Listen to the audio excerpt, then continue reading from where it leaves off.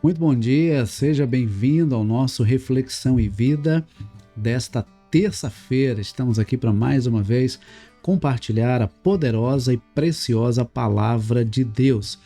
Essa palavra que é viva e eficaz e mais cortante do que qualquer espada de dois gumes, capaz de penetrar a divisão entre alma e espírito, juntas e medulas, e discernir os pensamentos e intenções do coração. Nós estamos aqui de segunda a sexta-feira, às 6h57 da manhã. Então, se você está aqui pela primeira vez, seja muito bem-vindo ao nosso Reflexão e Vida devocional, onde nós trazemos sempre uma mensagem de fé e esperança para o seu coração. E essa semana, especialmente, nós estamos aí na semana da Páscoa, não é? E estamos aproveitando para falar sobre o verdadeiro sentido da Páscoa. Ontem eu falei que Páscoa é preparação. Hoje eu vou falar que Páscoa é comunhão. Então, se você não assistiu o programa de ontem, depois que terminar esse programa, você volta e assiste o programa de ontem para que você possa ficar ainda mais inteirado daquilo que nós já começamos a compartilhar aqui essa semana. E falando em compartilhar, eu quero aproveitar e pedir para que você compartilhe o link desse programa aí nas suas redes sociais. Compartilha aí no status do seu WhatsApp, compartilha nos grupos, compartilha para o máximo de contatos que você puder, para que nós possamos convidar outras pessoas para refletir na palavra de Deus e nessa mensagem que é uma mensagem de esperança, uma mensagem que reflete o amor de Deus para conosco. Essa semana em que nós estamos na semana da Páscoa, tá bom? Vamos então para a nossa reflexão de hoje. Eu quero ler com você o texto de Êxodo capítulo 12, os versículos 3 e 4 inicialmente, depois nós vamos ler outros versículos, tá bom? Êxodo capítulo 12, versículos 3 e 4 nos diz assim: Falem a toda a congregação de Israel, dizendo: No dia 10 desse mês, cada um tomará para si um cordeiro, segundo a casa dos pais, um cordeiro para cada família. Mas se a família for pequena para um cordeiro, então o chefe da família convidará o seu vizinho mais próximo, conforme o número de pessoas, conforme o que cada um puder comer. Por aí vocês calcularão quantos serão necessários para o cordeiro. Então veja que nesses primeiros dois versículos que nós acabamos de ler, nós vemos que a Páscoa é comunhão. Deus ele instituiu e ele se importa com a família.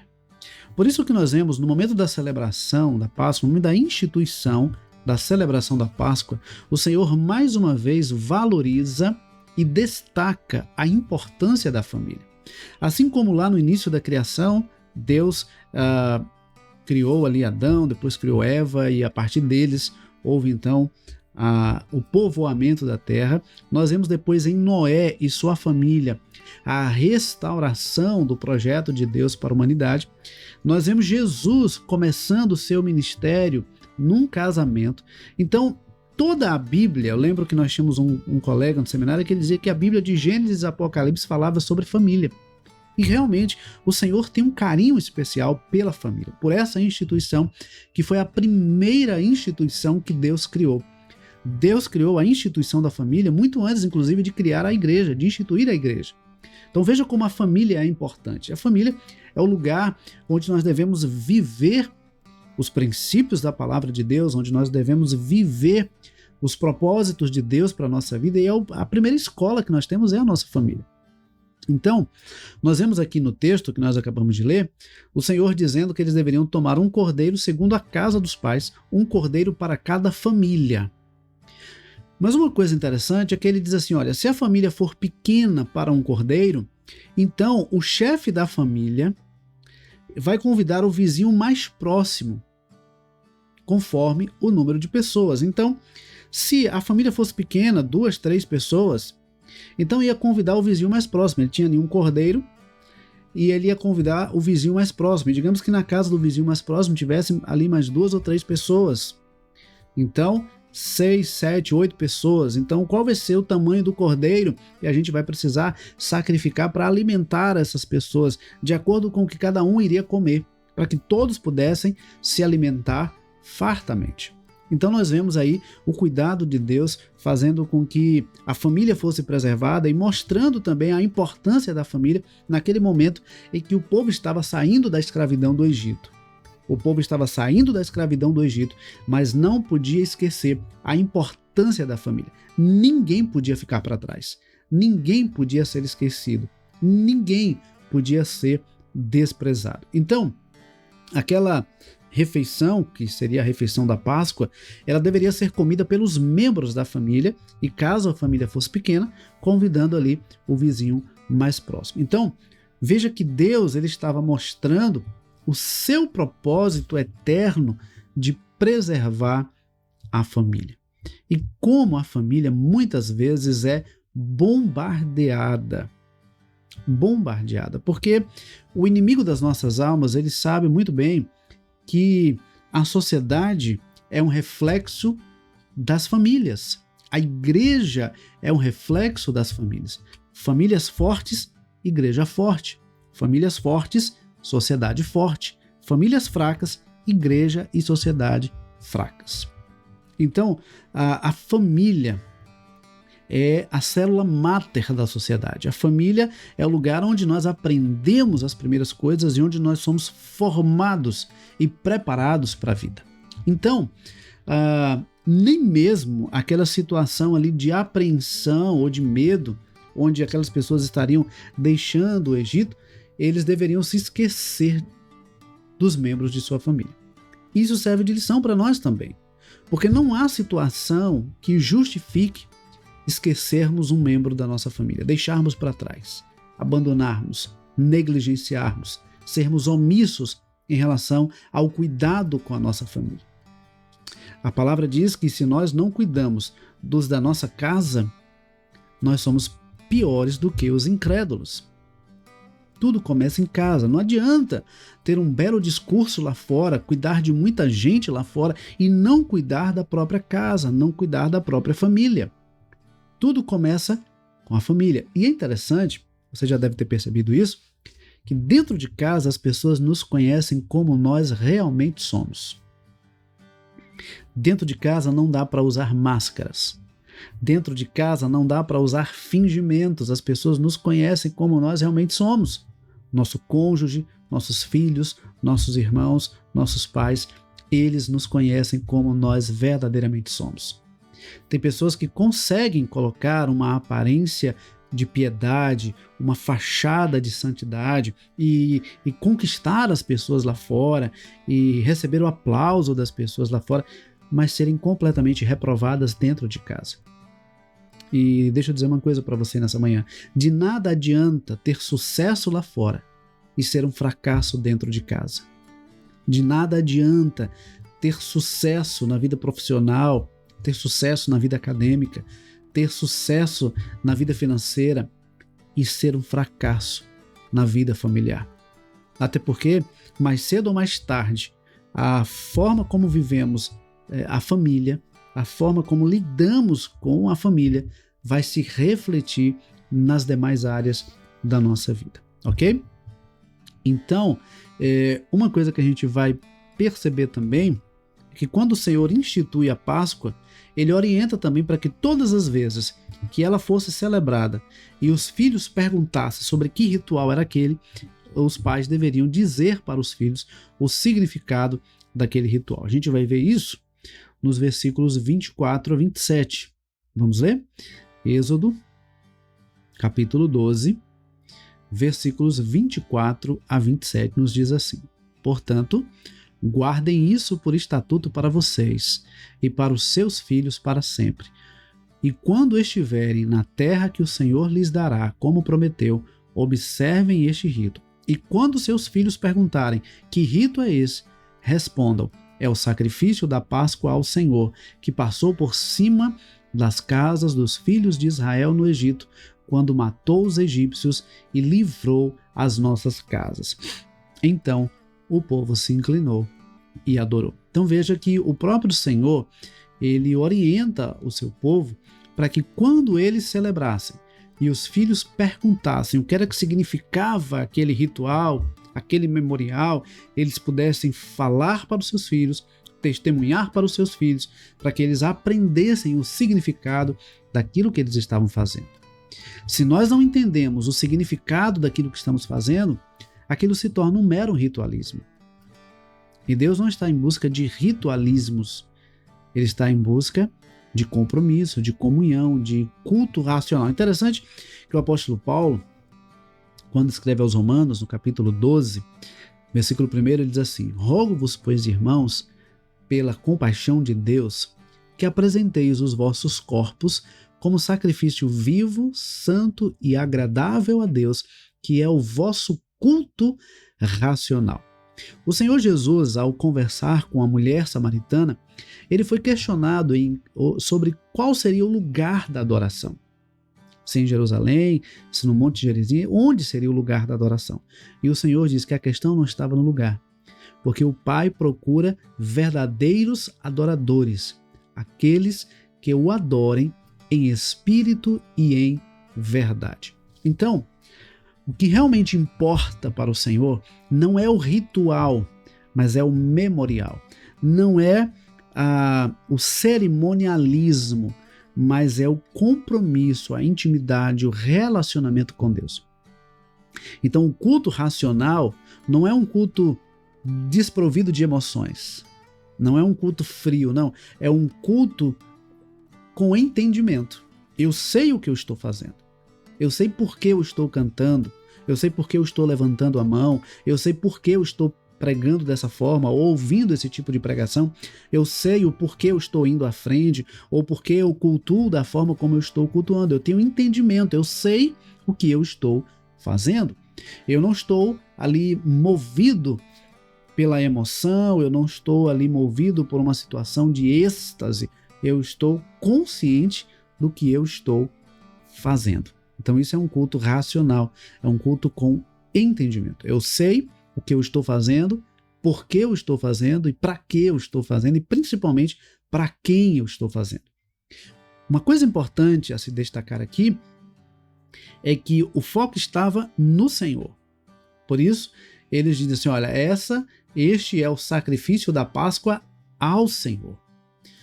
Quando nós oferecemos um culto, ou quando nós celebramos a Páscoa, ou celebramos a morte, a ressurreição de Jesus, o foco não é agradar as pessoas, o foco não é alcançar o aplauso das pessoas, mas alcançar a aprovação de Deus. O culto, a adoração em espírito e em verdade é uma adoração coerente entre discurso e prática, e é uma adoração que agrada a Deus, cujo objetivo é agradar a Deus, é glorificar a Deus. Por isso o Senhor diz, olha, vocês vão dizer para eles que este é o sacrifício da Páscoa ao Senhor. Aquilo que eles estavam fazendo estava sendo oferecido ao Senhor. Aquilo que eles estavam fazendo tinha como objetivo agradar ao Senhor, transmitir e testemunhar sobre os feitos do Senhor. A maneira como Deus havia tirado o seu povo do Egito, a maneira como Deus havia preservado os primogênitos do seu povo, enquanto destruiu os primogênitos do Egito. Ok? Então, o memorial da Páscoa também era uma forma de transmitir às gerações futuras os feitos do Senhor.